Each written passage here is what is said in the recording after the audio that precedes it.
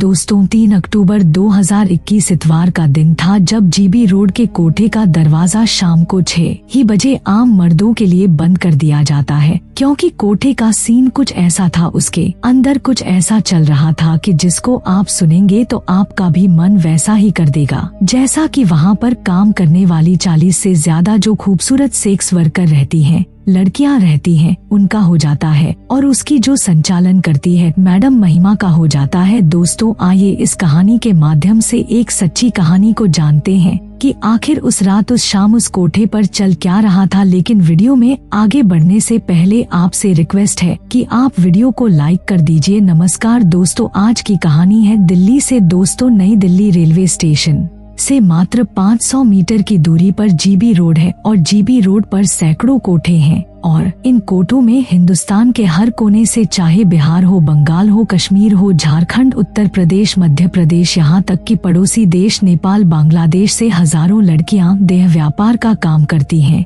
और हजारों लोग वहाँ पर अपनी जरूरतों को पूरा करने के लिए रोज आते जाते रहते हैं। दोस्तों यह कहानी शुरू होती है 14 जून 2020 से। एक 28 साल का लंबा चौड़ा गोरा चिट्टा स्मार्ट लड़का जीबी रोड पर ऑटो से उतरता है और ऑटो से उतरकर एक कोठे में दाखिल हो जाता है। कोठे के अंदर जब वह जाता है तो देखता है वहाँ पर 20 से 25 खूबसूरत लड़कियाँ एक से बढ़कर एक कुलदीप जैसे ग्राहक के इंतजार में खड़ी रहती हैं। वो अंदर जाता है, इधर उधर अपनी नजर दौड़ाता है तो कोने में एक सोफा लगा होता है उस कोठे पर और जाकर उस पर बैठ जाता है। वह सोफे पर बैठ जाता है तो एक लड़की आती है और उसको बोलती है, क्यों सरदार बड़े हैंडसम लग रहे हो। वह बोलता है, तू भी अच्छी लग रही है। तो बोलता है, फिर चलो। तो कहता है, इतनी भी अच्छी नहीं लग रही है। फिर दोस्तों वो चली जाती है। ऐसे एक दो लड़कियां और आती हैं, उसको लुभाने का प्रयास करती हैं, अपने अपने जलवे दिखाती हैं, लेकिन दोस्तों वह चुपचाप सोफे पर बैठा रहता है। इतने में उस कोठे की जो सबसे खूबसूरत लड़की होती है, सबसे हसीन, उसका नाम होता है स्वीटी। स्वीटी आती है और आते ही उस कुलदीप को देखकर बोलती है, आई लव यू। कुलदीप भी उसके जवाब में तुरंत बोलता है, आई लव यू टू। लेकिन दोनों मुस्कुरा देते हैं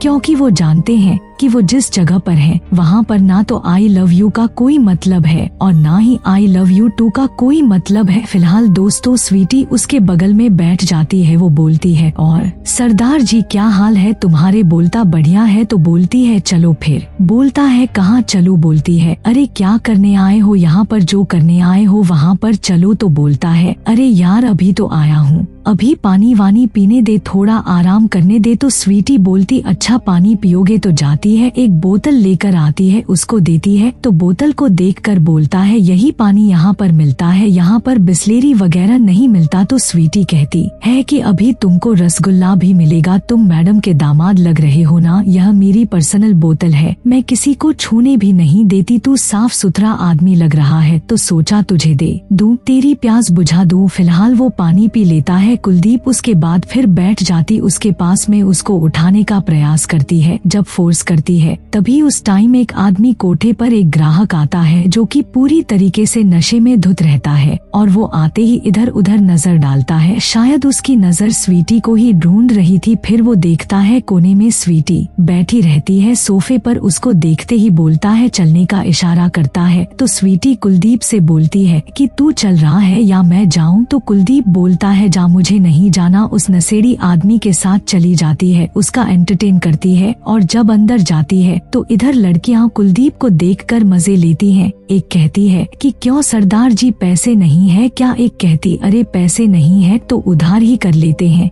कभी दे देना आते जाते। फिलहाल वो सब बोलती रहती हैं।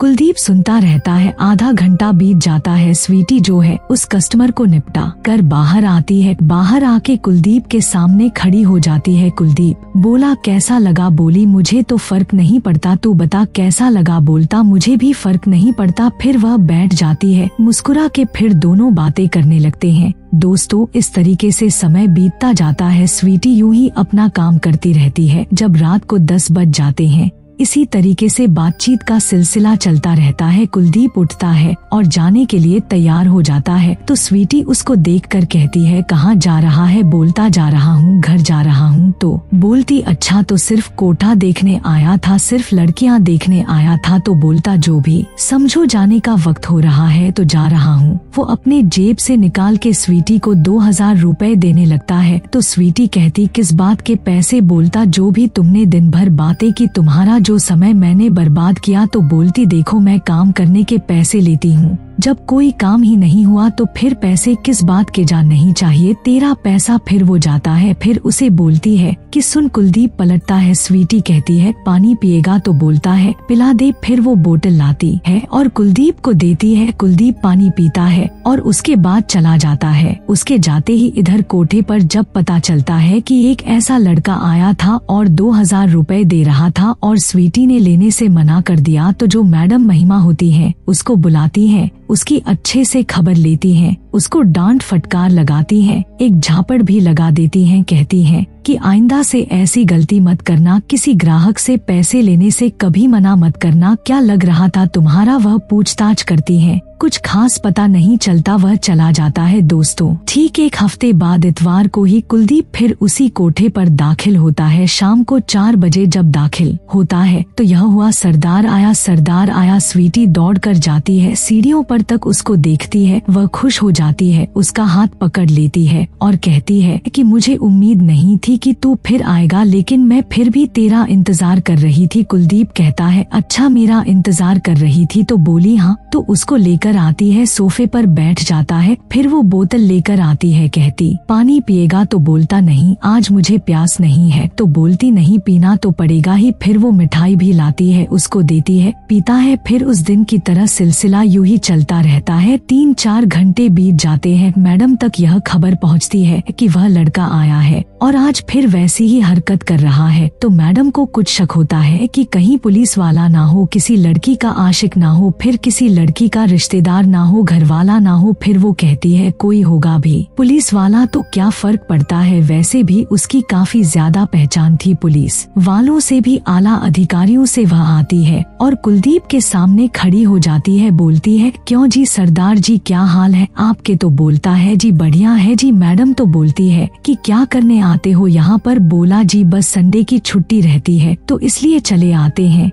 तो बोलती है, कोई घूमने की जगह थोड़ी है, तुम देखते ही हो दिन भर यहाँ बैठ के कि यहाँ पर लोग क्या करने आते हैं, क्या करके जाते हैं, तो तुम ऐसा क्यों नहीं करते? अरे शरीफ आदमी हो, किसी दिन कोई फोटो खींच के वायरल कर देगा, बदनाम हो जाओगे, कहीं को इतना बड़ा रिस्क लेते हो, आओ अपना काम करो, चले जाओ। तो बोलता है, जी ठीक है, ऐसा ही करेंगे। तो बोलती है, ठीक है, तुम यहाँ जितना मर्जी बैठो, लेकिन ये कोठा है, यहाँ पर 1-1 मिनट का पैसा लगता है। तो कुलदीप बोलता है, ठीक है जी मैडम, कितना हुआ? तो मैडम बोलती है कि पिछले हफ्ते तुम 3-4 घंटे 5 घंटे बैठ गए, आज भी तुम 4-5 घंटे से बैठे ही हो। वैसे तो एक दिन का 20,000 रुपया होता है, लेकिन तुम शरीफ आदमी हो, सीधे साधे आदमी हो, यहाँ ज्यादा शरारत नहीं कर रहे हो, तो एक दिन का 10,000 लगेंगे तुम्हारे। कहता, ठीक है जी, दे देंगे। तो बोलती है, दे नहीं देंगे, पैसा है तो दो, वरना निकलो यहाँ से। वो अपनी जेब से 10,000 उस दिन का और 10,000 आज का 20,000 निकाल के देता मैडम को। मैडम पैसे पाती है, खुश हो जाती है, बोलती है, देखो सरदार, यहाँ पर बैठो, लेकिन कोई शरारत अगर करने की कोशिश की तो मुझसे बुरा कोई नहीं होगा। बोलता है, जी कुछ नहीं करेंगे, आप जाइए, निश्चिंत रहिए। जाते जाते वो लड़कियों से कहती है, छोरियों देखना, सरदार जी का ख्याल रखना अच्छे से। यानी वह इशारा कर देती है कि जितना लूट सको उतना लूट लो, आदमी बुद्धू है, सीधा साधा है। दोस्तों, जैसे ही मैडम जाती है, अब स्वीटी भी ये सब खड़ी होकर देख रही थी। उसको बुरा लग रहा था, उसके जेब से इतने पैसे निकल गए। तो एक लड़की आती है और चट से उसके बगल में बैठ जाती है। कहती है, अरे सरदार जी तो राजा है, राजा पंजाब के राजा हैं,